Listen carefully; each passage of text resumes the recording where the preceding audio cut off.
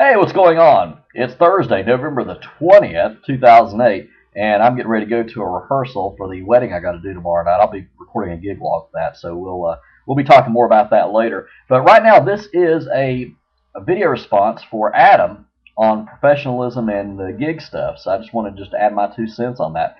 First of all, Adam, I want to say you got a lot of good videos. I've been watching your videos. I also enjoyed the little tour of Des Moines. That was pretty good as well. And I think you said you've only been in business a year or something like that. Well, you're off to a really good start. I gotta say, you're really good. I really do like some of the things that you do. You got a lot of good ideas, and definitely hats off to you. You're doing a good job, and I think you're going to do really well in this business. But I wanted to just add my 2 cents on the video about the things that you were talking about. Now, I know that you may have been reading some comments, or maybe some guys will be emailing you and saying, "Oh, you're doing things wrong. It's in the way you do things." All this other stuff. Well, here's the way you got to look at it, okay? What works for one person may not necessarily work for somebody else. You see what I'm saying? Now, what works for you may not necessarily work for me, and vice versa, because we're in different parts of the country. And all I got to say to that is, if something works for you, hey, go for it. That's the best thing. You got to find what works best for you. And there's only one you, there's only one me, there's only one Brian S. Red, there's only one Jonathan, there's only one everybody. And we got to figure out what works best for us, and that's what works. And if that works for you, hey, I say go for it. Now, one thing I did want to mention is meeting with the bride and groom before they book. Now, I offer a free consultation before I meet with the bride and groom. And I'll tell you something. This is something you may want to keep in mind, okay? About 95% of the time that I meet with the bride and grooms, I usually book the gig. And I'll tell you that most of the brides tell me that they really did like the fact that I took time out of my day to meet with them. And that was part of their decision making when they decided to hire me. So that's something to keep in mind. Okay, I mean, I know you could probably talk to them over the phone and things like that, but a lot of brides, they want to make sure that the DJ is legitimate, and they'll probably want to meet with you in person. See, by meeting with them in person before you book the gig, that shows that you really care about what you're doing and you really care about meeting them. Okay, so that's something you may want to keep in mind as well. Now, I don't usually meet brides and grooms if they're like, say, 2-3 hours away. I mean, I do bookings over the phone and through email and stuff like that if the bride and groom live out of town. The only exception to that is that I have a sister that lives about 60 miles from here, and the bride that I was looking at booking with lived in a town that I had to pass through on my way there. And I told her, that I was going to be passing through there. And I said, well, since I'm passing by, why don't we go ahead and meet? And so I met with her and her mom, and they went ahead and booked me right on the spot because, see, I took the time to meet with them. But, I mean, I didn't really go out of my way. I was going through there anyway. So that's something you may want to keep in mind. I'm not saying you need to be driving like 100, 150 miles to go meet with brides, but if the bride lives right there in your area, yeah, I would take about an hour or so to meet with them and maybe meet at Starbucks and have a cup of coffee with them and answer any questions they have, because you're giving them the assurance that you're legitimate and that you know what you're doing and that you're going to take the time to meet with them. Because like I said, 95% of the time that I meet with the bride and groom before they decide to book, they go ahead and book. Okay, very rarely have I ever met with the bride and groom that decided later that they didn't want to book me. So, that's just some food for thought there for you. You may want to consider, okay? All right, now let's talk a little bit about the reception order of events. Now, you were talking about the things that you do, and I think that's great if that works for you. That's wonderful. But now for me, I'll just tell you how I do things, okay? And anybody else who's watching this video, you can make your decisions on what you want to do. If you want to combine what Adam does and what I do and come up with your own style, that's great. You need to do what's going to work best for you. Okay, but now this is what works best for me. Usually with a wedding reception, we start out with a pre-reception visiting time.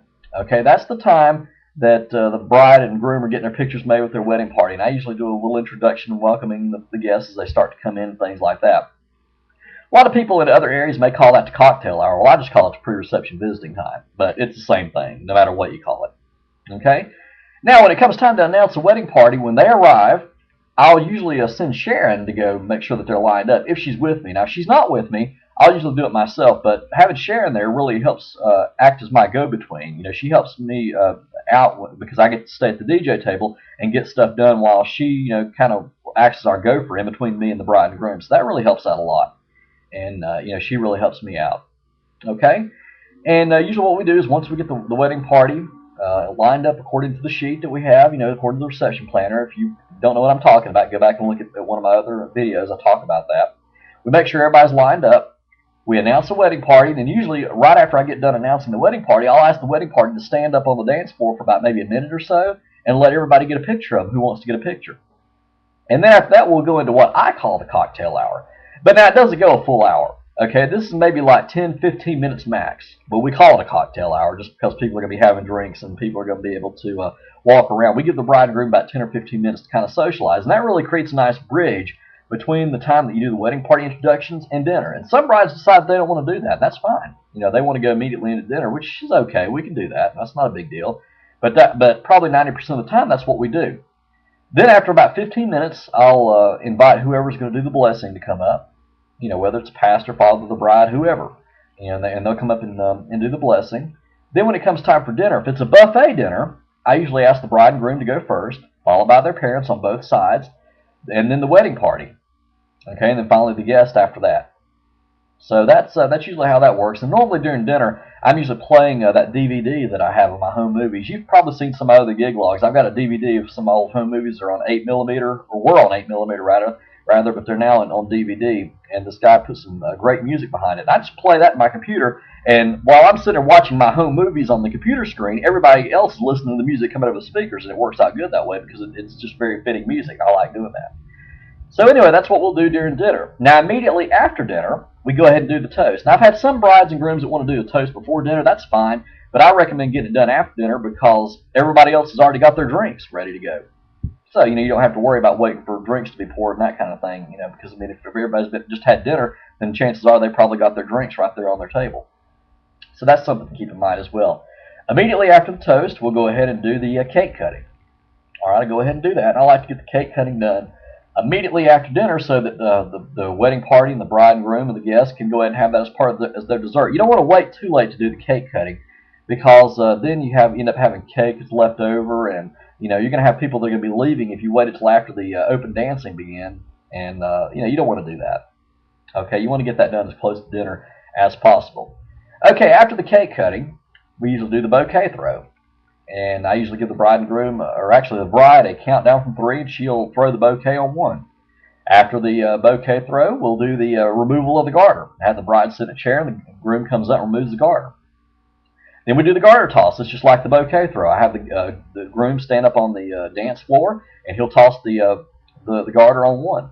Okay. Then immediately after that, we'll do the placing the garter on the leg, assuming that the two, one or both of the ones who caught the bouquet or the garter aren't kids. Okay, we usually don't do that with kids. Okay, then after that, we'll go into the spotlight dances. Usually start out with the father of the bride dance, the mother groom dance, and then any other specialty dances that they want, any other spotlight dances that the bride and groom want from there. Okay, and then usually to end the spotlight dances, we usually do the bride and groom's final dance first. And I'll tell you why I do that. Because during the first dance rather, what I normally do with the first dance is I'll invite the wedding party to come out and join the bride and groom when their song has about a minute or a minute and a half to go. And see, that creates a nice build-up because then, once we do that, it's time to open up the dance floor, and you've already got people out there, and it kind of motivates the crowd a little bit. Okay, then we do the open dancing, and we'll play music and request all the way up until about 5 minutes before the contracted end time. Then at the contracted end time, or about 5 minutes then, we'll do the final dance, the bride and groom's final dance. Usually what I'll do is I'll have the bride and groom stand in the middle of the dance floor and have everybody else form a circle around them with their significant others. And usually Sharon and I come from behind the DJ table, and we dance that dance with them too. So it really creates a nice flow to everything. And we go ahead and end the reception at that point, by having everybody go outside, the bride and groom running through the aisles and things like that, maybe throwing birdseed, whatever they got going on. So that's just typically how I do things. And, like I said, that may not work for you. Whatever works for you is what you need to do. But that's just how I do things around here, and that works for me. So just a little food for thought there. But Adam, keep up the good work. You're doing a great thing, and I really do enjoy looking at your videos. I look forward to seeing some more gig logs from you. And, hey, show me some more of Des Moines. I've never been to Iowa before. Really like that. Practice and enjoy.